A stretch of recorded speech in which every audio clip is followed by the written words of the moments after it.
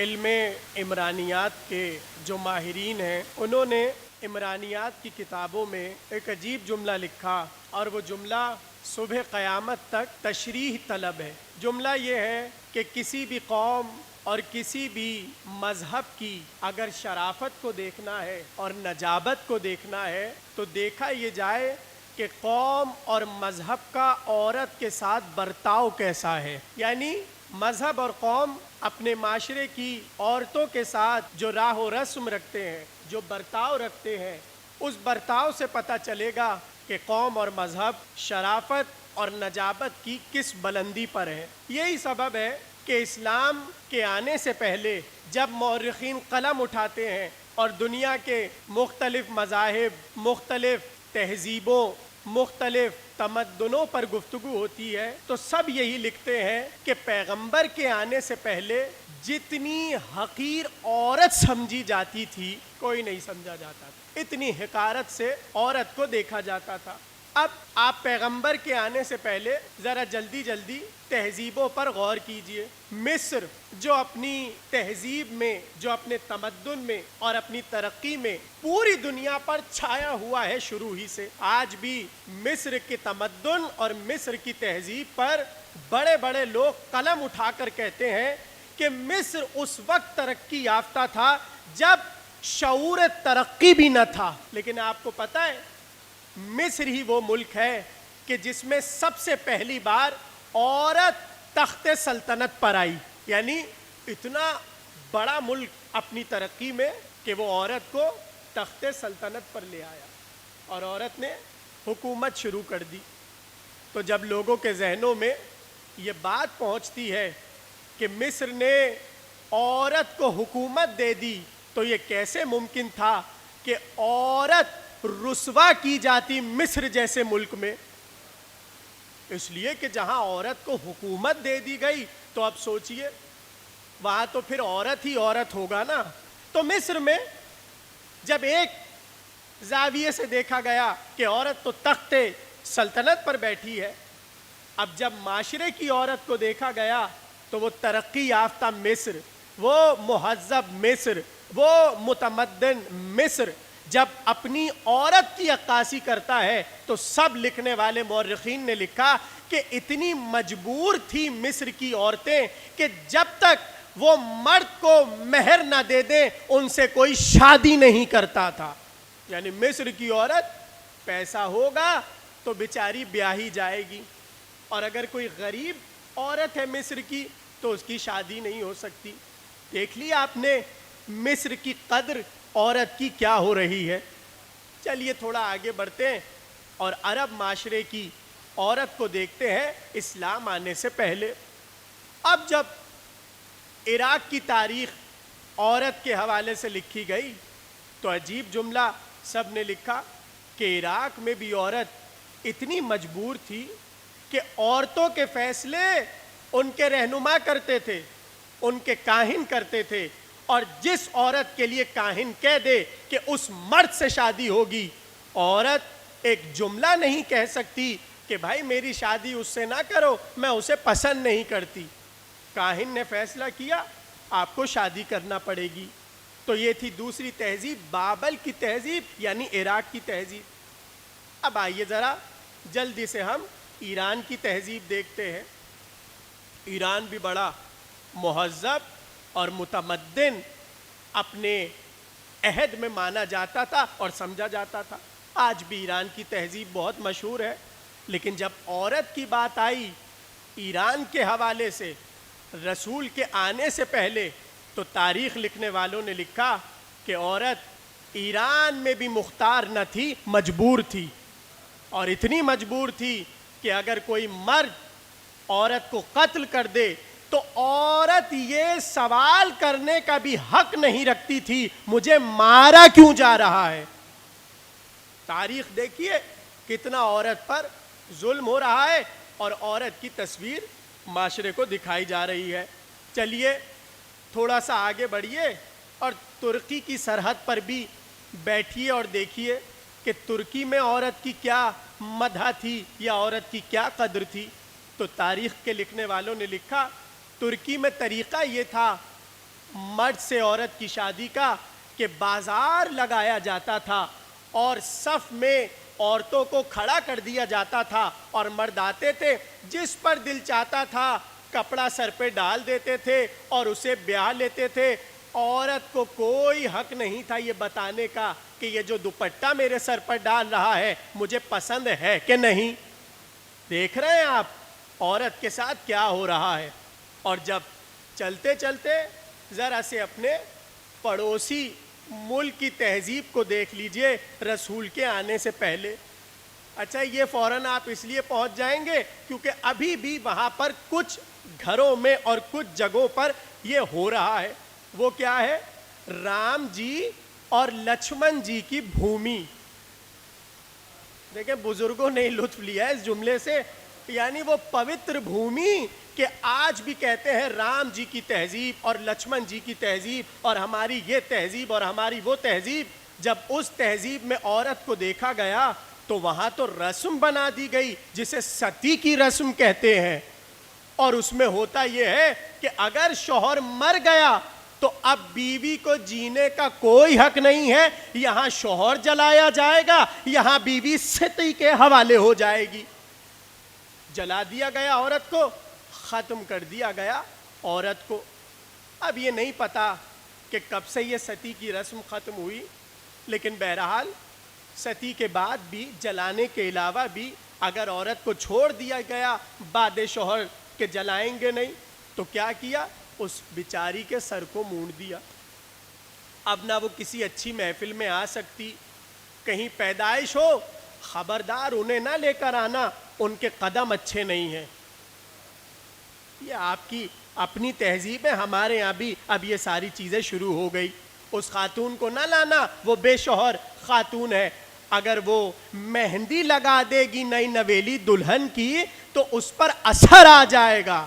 ارے رسول اللہ کے ماننے والے رام جی کی تہذیب پر چل رہے ہیں، توجہ کریں تھوڑی سی، کچھ کہنا چاہ رہا ہوں۔ ہاں کہ بھائی ہم تو مہندی نہیں لگوائیں گے اس عورت سے، اس لیے کیونکہ اس کے جو قدم ہیں وہ اچھے نہیں ہیں، اور اسے کیا کیا جملے کہے جاتے ہیں ہمارے معاشرے میں، میں آپ کو کیا بتاؤں کیسی غلط غلط باتیں کہی جاتی ہیں۔ تو آپ دیکھ رہے ہیں عورتوں کے ساتھ معاشرہ کیا کر رہا ہے۔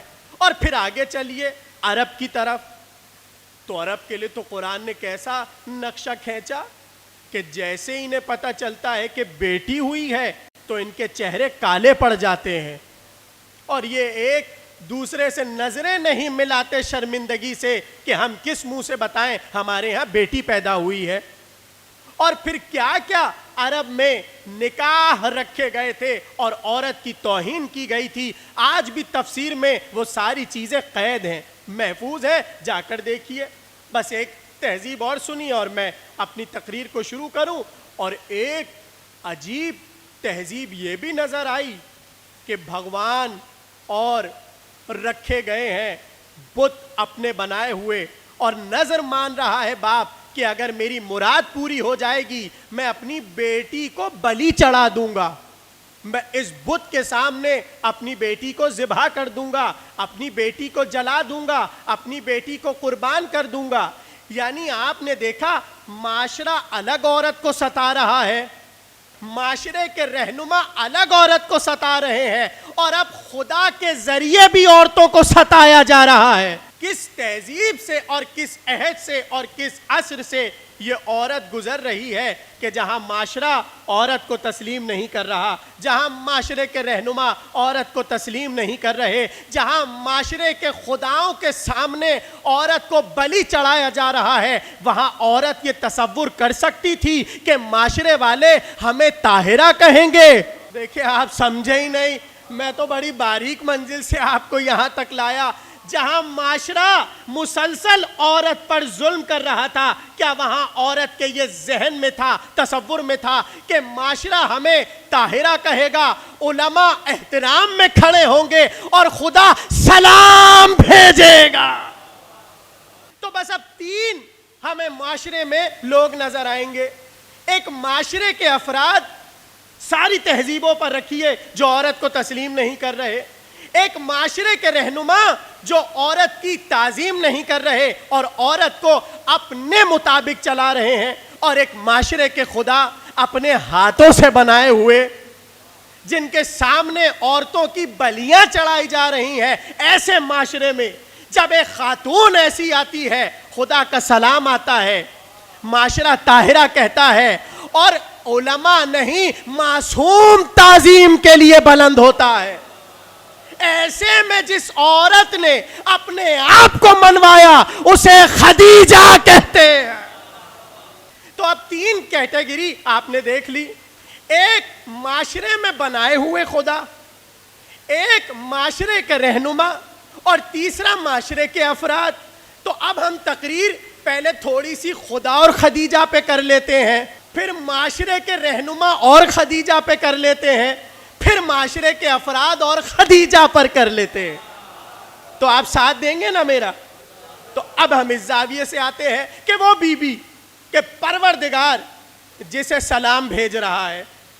اب یہاں پر علماء اہل سنت اور ہمارے علماء نے روایات لکھی کہ حضرت خدیجہ کی بارگاہ میں کتنی بار جبریل اللہ کا سلام لے کر آئے۔ اب دیکھیے، آپ تو اس لیے خوش ہو رہے کیونکہ آپ کو پتا ہے جب جبریل آئیں گے خدیجہ پر سلام لائیں گے۔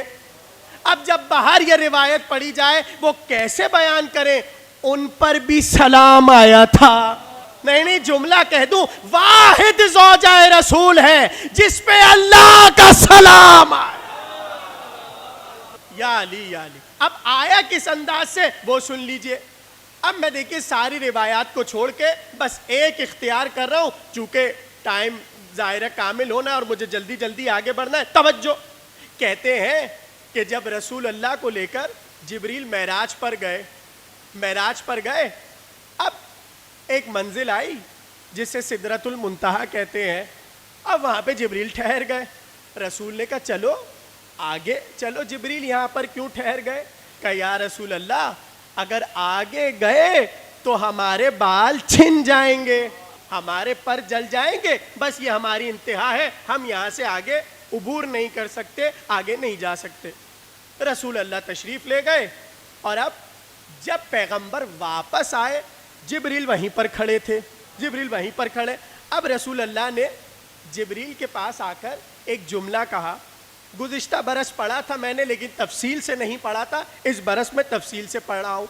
جیسے ہی رسول اللہ واپس آئے اور دیکھا جبریل کھڑے ہوئے ہیں، سلام پر بات چل رہی ہے، تو رسول اللہ نے فوراً سے کہا یا جبریل حل لک من حاجہ، کیا تمہاری کوئی حاجت ہے؟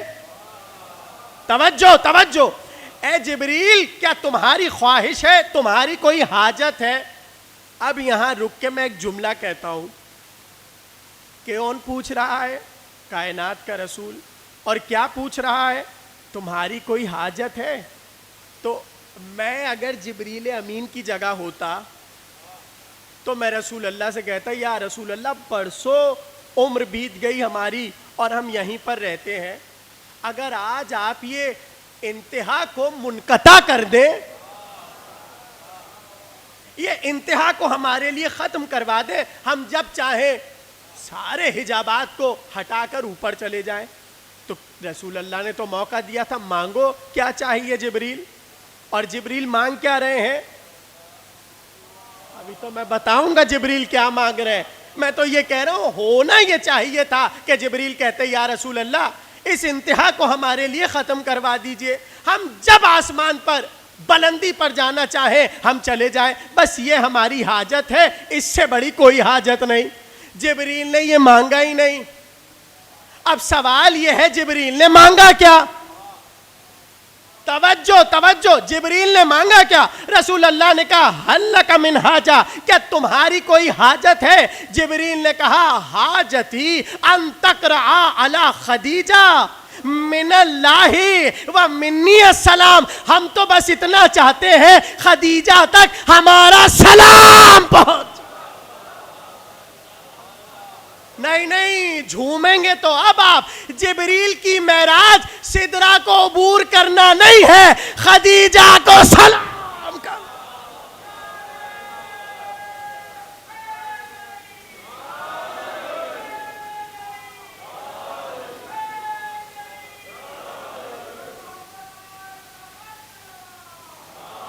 اللہم صلی علی محمد وآل محمد. بھائی توجہ کی آپ نے. اچھا جبریل کیا کہہ رہے ہیں؟ حاجتی، میری حاجت یہ ہے ان تقرأ، آپ پہنچا دیں، آپ پڑھ دیں، علی خدیجہ، خدیجہ پر، من اللہ، اللہ کی طرف سے اور میری طرف سے. اچھا یہ جبریل نے کیوں کہا؟ ابھی میں جملہ کہوں گا اور آپ سب جھوم اٹھیں گے. یہ جب بھی جبریل آتے ہیں رسول اللہ کے پاس ہمیشہ یہی کہتے ہیں ان اللہ یقرئک السلام. بھائی حدیث قصہ پڑھتے ہیں نا آپ. یہ جب جبریل آتے ہیں اگر حسن پہلو میں بیٹھے، یا رسول اللہ اللہ حسن کو سلام کہہ رہا ہے، یا رسول اللہ اللہ حسین کو سلام کہہ رہا ہے، یا رسول اللہ اللہ سیدہ کو سلام کہہ رہا ہے، یا رسول اللہ اللہ علی کو سلام کہہ رہا ہے، یا رسول اللہ جب بھی آتے ہیں کہتے ہیں اللہ خدیجہ کو سلام کہہ رہا ہے. کبھی بیٹھ کے سوچا ہوگا کاش میں بھی سلام کہہ دوں؟ جب رسول نے کہا تمہاری حاجت کیا ہے، پلٹ کر کہا ہمارا اور اللہ کا سلام کہہ دیجئے گا. ارے جبریل نے تنہا سلام نہیں بھیجا، اپنے سلام کو اللہ کے سلام کے ساتھ رکھ. من اللہ و منی السلام، میری جانب سے اور اللہ کی جانب سے شہزادی کو سلام پہنچا دیجئے گا. تو جملہ میں نے کیا کہا تھا؟ جہاں خدا کے سامنے عورت کی بلی چڑھائی جاتی ہو وہاں اللہ جسے سلام کہے اسے خدیجہ کہتے ہیں. یا رسول اللہ شہزادی تک ہمارا سلام پہنچا دیجئے. اچھا دیکھیے یہ جو جبریل ہے نا، یہ ان کا معاملہ اہل بیت سے بڑا عجیب ہے، بہت عجیب معاملہ ہے. میں آپ کو بتاتا ہوں. ایک دن آئے جبریل اور رسول اللہ سے باتیں کر رہے تھے. حوالہ محفوظ کیجئے اہل سنت کے بہت بڑے امام ابن مغازلی شافعی، انہوں نے اپنی مناقب میں یہ واقعہ لکھا جو سنا رہا ہوں، خوش ہو جائیں گے ایسا واقعہ ہے. وہ کہتے ہیں نزل جبرائیل علی النبی، جبریل نبی پر نازل ہوئے، فقص علیہ، رسول اللہ پر قصے کو جاری کیا، ما ارسل بہ، جو اللہ کی طرف سے لے کر آئے تھے. آسان لفظوں میں رسول اللہ سے باتیں کر رہے تھے. توجہ، جبریل اور رسول محو گفتگو ہے. اب یہاں پر اہل سنت کے ابن مغازلی شافعی کہتے ہیں اچانک سے اذا مرت خدیجہ، حضرت خدیجہ کا گزر ہوا. جبریل نے اپنی گفتگو کو روک دیا. اب آپ سوال سنیے اور حیرت کیجئے. ایک طرف جبریل کی خواہش کہ بی بی تک سلام پہنچے.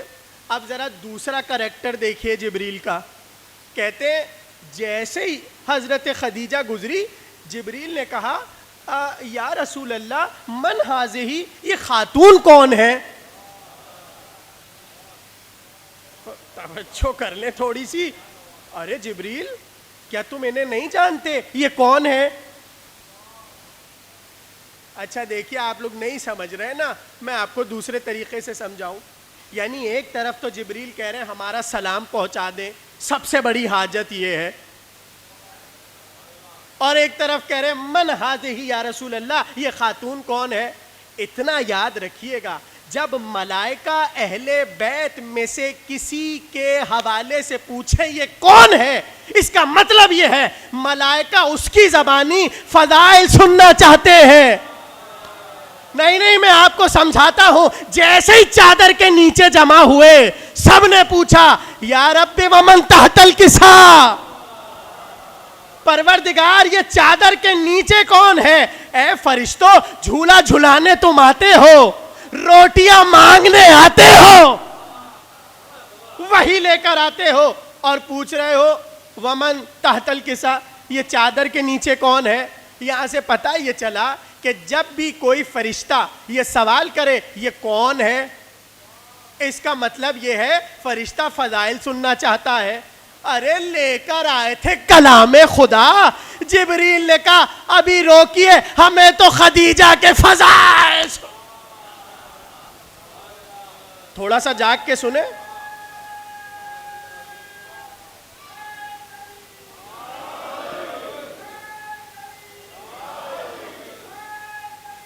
یا علی اللہم صلی علی محمد. توجہ کر رہے ہیں آپ؟ دیکھیے جبریل لائے تھے کلام خدا، اسی کے حوالے سے گفتگو ہو رہی تھی اہل سنت کے امام کے مطابق. اب جیسے ہی جبریل نے یہ پوچھا من ہذہ یا رسول اللہ، یہ خاتون کون ہے؟ اب رسول یہ تھوڑی بتائیں گے یہ خدیجہ ہے، اب تو فضائل سنائیں گے نا. اس لیے کیونکہ جبریل نام تھوڑی پوچھ رہے، جبریل کا تو سوال بتا رہا ہے، فضائل سننا چاہتے ہیں. جملہ آپ کے حوالے کر رہا ہوں. ابن مغازلی کہتے ہیں جیسے ہی جبریل نے پوچھا من ہذہ یا رسول اللہ، یہ خاتون کون ہے، رسول نے نام نہیں لیا، مسکرا کر کہنے لگے ہذہ صدیقۃ امتی، یہ میری امت کی صدیقہ ہے.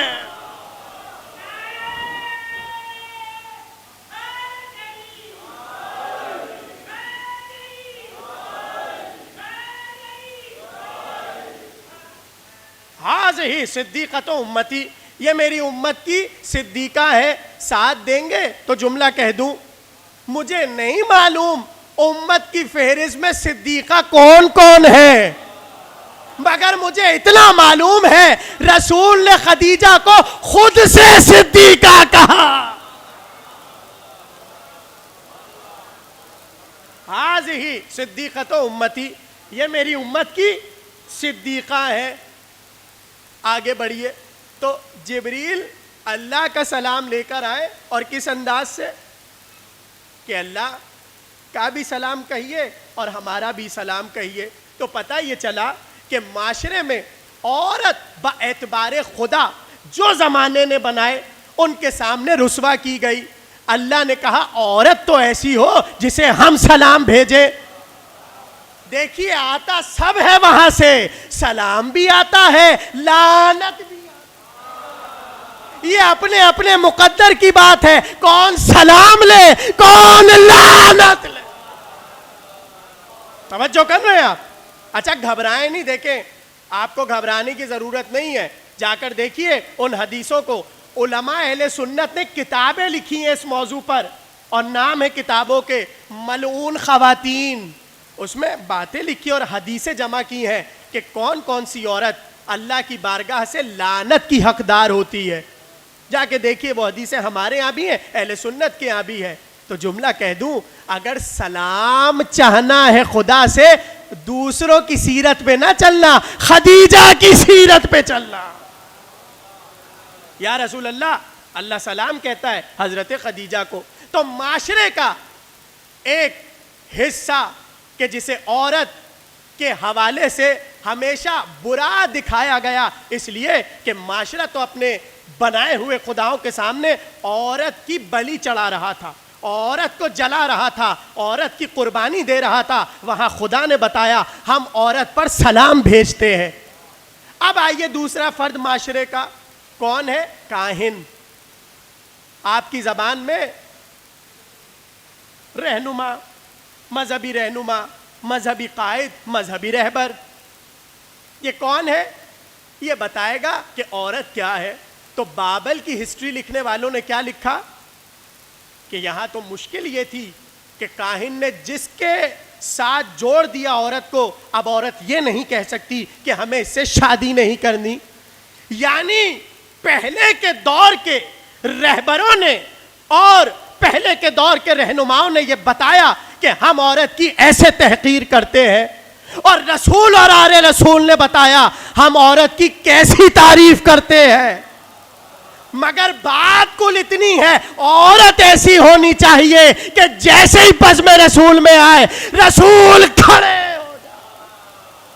تو رسول اور رسول کے بعد جو اسلام کے رہنما ہوں گے، جو اسلام کے قائد ہوں گے، جو اسلام کے رہبر ہوں گے، جو اللہ کی طرف سے اسلام پر حجتیں ہوں گی، وہ بتائیں گی کہ ہم عورت کا اکرام کیسے کرتے ہیں. اچھا دیکھیے مصائب کا جملہ نہیں ہے، اگرچہ ہے لیکن میں فضائل میں بیان کر رہا ہوں. کہتے ہیں توجہ، میں نے عرب معاشرہ بتا دیا. دیکھیں شروع کی تقریر میں نے معاشرے پہ کی تاکہ آگے کی تقریر میں آپ پریشان نہ ہو. آپ کو پتہ ہے علماء نے کیا لکھا کہ جب رسول اللہ کے دروازے پر کھڑے ہو کر سارے مشرکین مکہ پتھر پھینکتے تھے. اب رسول انہیں سمجھاتے کیسے؟ اس لیے کہ آپ کو تو وہ رسول مانتے نہیں ہیں. بھائی رسول یہ تھوڑی کہتے کہ اللہ کے رسول کے دروازے پہ پتھر مت پھینکو، اس لیے کہ رسول کو تو رسول مانتے نہیں ہیں. اچھا یہ بھی نہیں کہہ سکتے تھے کہ خبردار بنی ہاشم کے محلے میں آ کے بے ادبی نہ کرو، اس لیے کیونکہ بنی ہاشم سے شروع ہی سے انہیں دشمنی تھی. اب رسول کس کا سہارا لے کر پتھروں کو رکوائیں؟ تھوڑا سا جاگ جائیں، جملہ آپ کے حوالے. کس کا سہارا لے کر رسول مشرکین کے سامنے پتھروں کو رکوائے؟ ایک بار باہر نکلے اور باہر نکل کے کہنے لگے اس کے گھر پہ پتھر پھینک رہے ہو جو تمہارے عرب کی سعادت ترین خاتون ہے، جو تمہارے عرب کی نجیب ترین خاتون ہے. یعنی خدیجہ بی بی کے ذریعے پتھروں کو رکوا دیا. دیکھ رہے ہیں آپ کیسی سیادت حضرت خدیجہ نے اپنی منوائی. تو میں نے جملہ کیا کہا؟ جہاں رہنما اپنی قوم کی عورتوں کی توہین کر رہے تھے، وہاں اسلام کے رہنماؤں نے بتایا کہ ہم عورت کی مدح کیسے کرتے ہیں. اب جا کر دیکھیے، جب بھی کوئی بھی امام آپ کا اپنا تعارف کرواتا ہے تو جیسے ہی جدہ پر بات ہوتی ہے اس بات پر فخر کرتا ہوا معصوم نظر آتا ہے، تمہاری نانی قتیلہ ہے، ہماری نانی خدیجہ. جا کے دیکھیے گا معصومین نے کس کس طرح اپنا تعارف کرایا حضرت خدیجہ کے ذریعے. چاہے شام کا دربار ہو، چاہے کوفے کا دربار ہو، جب بھی ذکر ہوگا نانی کا ذکر ہوگا. اور آپ کو پتہ ہے کہ امام زین العابدین علیہ السلام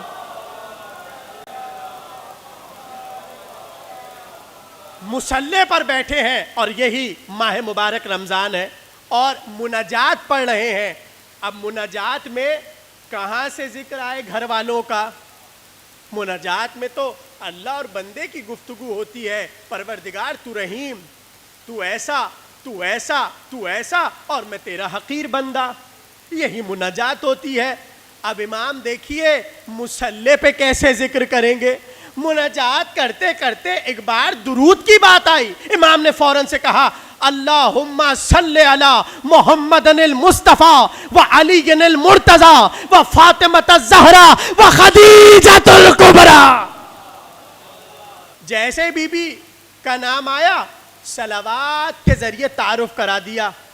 رسول پہ درود، علی پر درود، زہرا پر درود اور خدیجہ بی بی پر درود.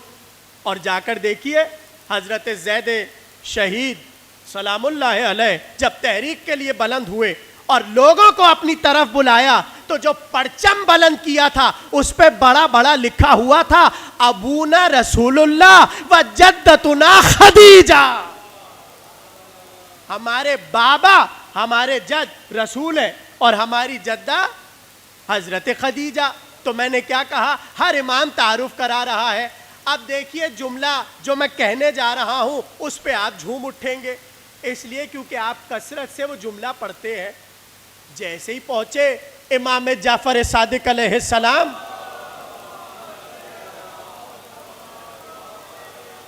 جیسے ہی پہنچے ذریعے حسین کے سامنے، اب سلام بھی کیا اور ادب بھی سکھایا. توجہ توجہ، ایک بار انگشت اٹھائی اور بتایا اے آدم کے وارث، اے نوح کے وارث، اے ابراہیم کے وارث، اے موسیٰ کے وارث، اے عیسیٰ کے وارث، اے محمد کے وارث، اے علی کے وارث. اب وراثت ختم ہوئی، ابنیت کا آغاز ہوا. فوراً سے کہا رسول کے بیٹے، علی کے بیٹے، زہرا کے بیٹے، خدیجہ کے بیٹے. توجہ کر رہے ہیں آپ؟ پتہ چلا معصوم ذریعے معصوم میں جب نام لے گا جدہ کا تو اوروں کا نہیں آئے گا، خدیجہ بی بی کا آئے گا. ارے نانی تو ایسی ہو، نانی تو ایسی ہو کہ جب معصوم محفل میں نام لے تو فخر سے جھوم اٹھے ایسی نانیوں کا کیا ذکر ہو کہ محفل میں نام آئے نواسا منہ چھپا کے بھاگ. سیدہ کا ذکر ہو رہا ہے اور معصوم فخر سے بتا رہا ہے ہم کس کے بیٹے ہیں. اور جب سیدہ کا نام آئے تو ہر معصوم جھوم کر کہے ہم خدیجہ کے بیٹے ہیں. یعنی معاشرے کے رہنماؤں نے اپنی عورتوں کو ذلیل کیا, رسوا کیا, اور امام نے بتایا ہم عورت سے اپنا تعارف کرا رہے ہیں. عورت ایسی ہونی چاہیے کہ جس کے ذریعے معصوم اپنا تعارف کروائے. تو کتنی جلدی جلدی میں منزلوں کو آگے بڑھا رہا ہوں. اور اب معصوم کے حوالے سے ایک جملہ اور سن لیجئے. بیٹھی ہوئی ہیں شہزادی, ایسے میں رسول اللہ آ گئے اور دیکھا کہ خاموشی سے چہرے کو جھکائے ہوئے ہیں. کہا اے بی بی آپ نے چہرے کو کیوں جھکایا ہوا ہے؟ تو فوراً سے کہنے لگی یا رسول اللہ دنیا میں ہمیں آپ کی زوجیت میں آنے کا شرف ملا, ہم اس بات پر پریشان ہیں کیا آخرت میں ہم آپ کی زوجہ ہوں گے کہ نہیں. اچھا دیکھیے ادھر ایک بات میں آپ کو بتا دوں. دیکھیے دنیا میں رسول کی کچھ مجبوریاں ہیں. اب بھائی کوئی آئے اور کہے یا رسول اللہ ہماری بیٹی سے شادی کر لیجئے. اب یہاں پہ رسول اللہ کے لیے بھی مجبوری ہے اور اماموں کے لیے بھی مجبوری ہے, اس لیے کیونکہ دروازے پر آیا ہے نا. ارے بھائی دروازے پر آیا ہے, خالی ہاتھ تھوڑی بھیجیں گے. تو یہاں تو مجبوری ہے کہ نسبت اپنے سے طے کر لیں گے, مگر آخرت میں یہ تھوڑی ہوگا. ارے وہاں کوئی بھی آتا رہے, وہاں تو اسی سے عقد ہوگا جہاں وہ چاہے گا. جیسے ہی حضرت خدیجہ نے یہ جملہ کہا رسول نے کہا اے بی بی فکر نہ کرو, تم دنیا میں بھی ہماری زوجہ, آخرت میں بھی ہماری. معصوم کی حدیث ہے کینہ اور نفاق دلوں سے دور ہو جاتا ہے بلند آواز میں صلوات پڑھنے سے. مل کے بلند آواز اللہم صلی علی محمد و آل محمد.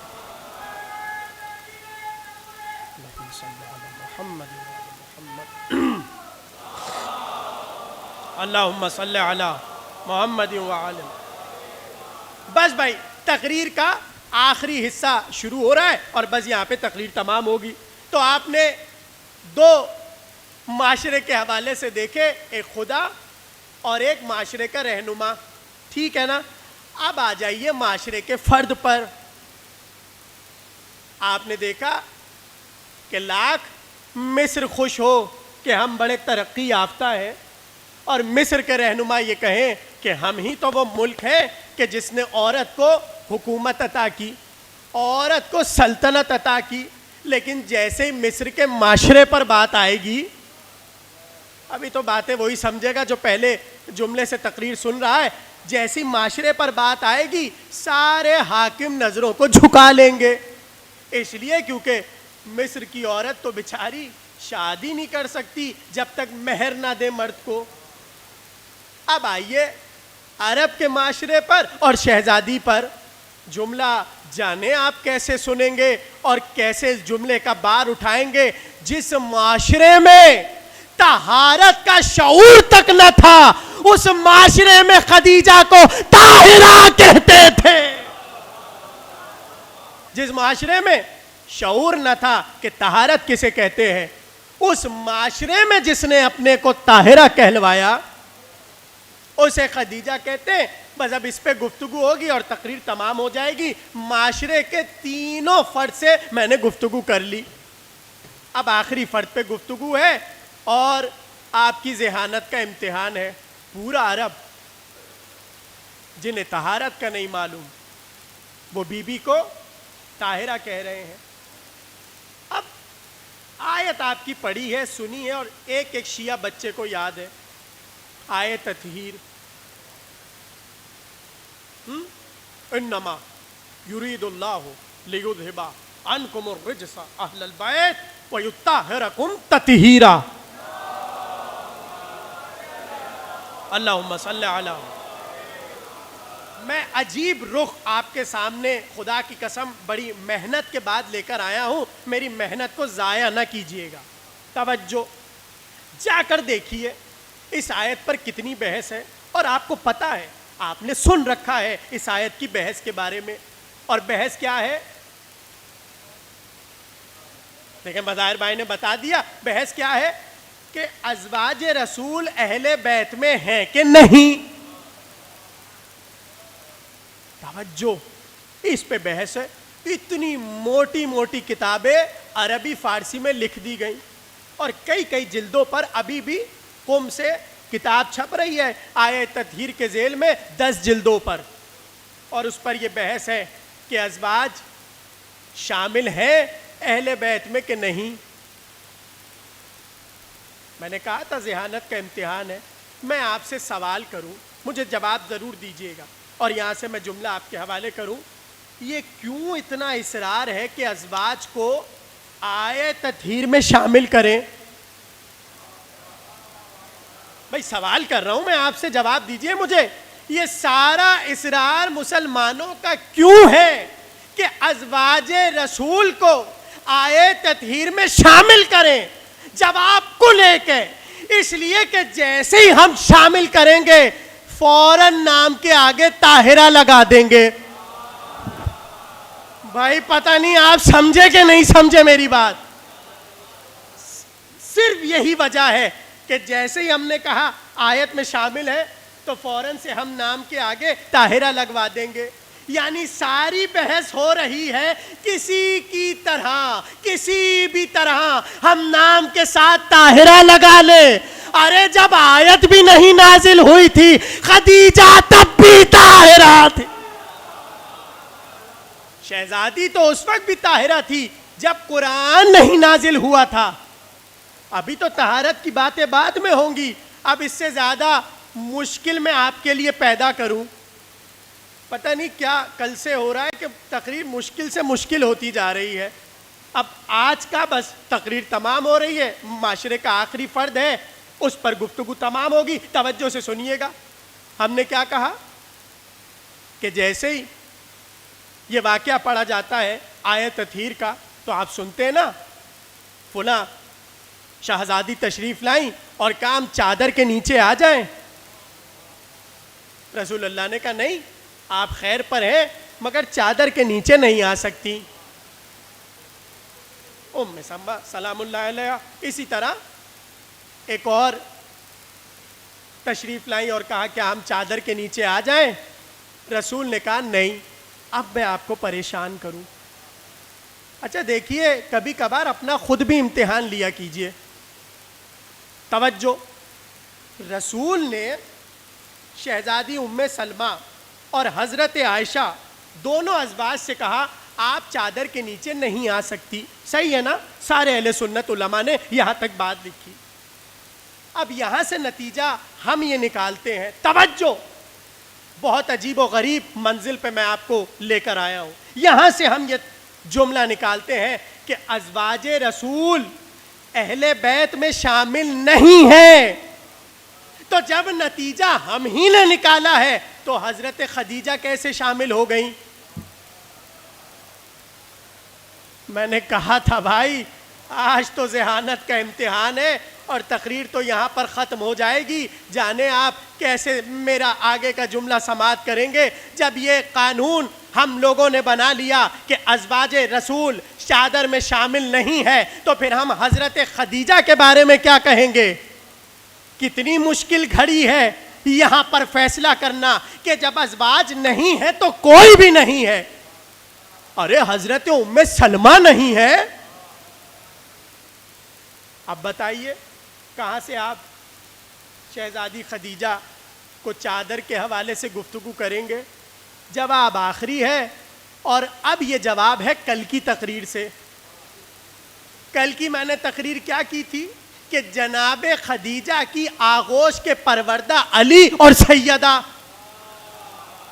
توجہ توجہ، اہل سنت کے امام ابن حجر عسقلانی نے اپنا قلم اٹھایا اور صحیح بخاری کی شرح لکھی جس کا نام ہے فتح البخاری فتح الباری بشرح صحیح البخاری. اب اس میں انہوں نے جملہ لکھا, جملہ آپ کے حوالے اور تقریر تمام. انہوں نے کہا کہ جیسے ہی رسول نے حضرت عائشہ کو منع کیا, حضرت ام سلمہ کو منع کیا کہ آپ چادر کے نیچے نہیں آ سکتی, اور آیہ تطہیر شامل ہو گئی. اب سوال یہ ہے بی بی خدیجہ کو یہاں کیسے لے کر آئے, بی بی خدیجہ کا یہاں ذکر کیسے ہو؟ ابن حجر عسقلانی کہتے ہیں یہاں جبریل نے آ کر کہا انما یرید اللہ لیذھب عنکم الرجس اہل البیت ویطہرکم تطہیرا. یہ جملہ سن کے رسول نے فوراً سے کہا پروردگار یہ حسن ہے, یہ حسین ہے, یہ زہرا ہے, یہ علی ہے, یہ سب زہرا کی گود کے پلے. زہرا نہیں, خدیجہ کی گود کے پلے ہے. یعنی جہاں ازواج کو نکالا تھا نام خدیجہ لے کر کہا کوئی شامل ہو نہ ہو. ارے جب گود کے پالے طاہر ہو جائے خدیجہ کی طہارت کیا ہو؟ ختم ہو گئی تقریر.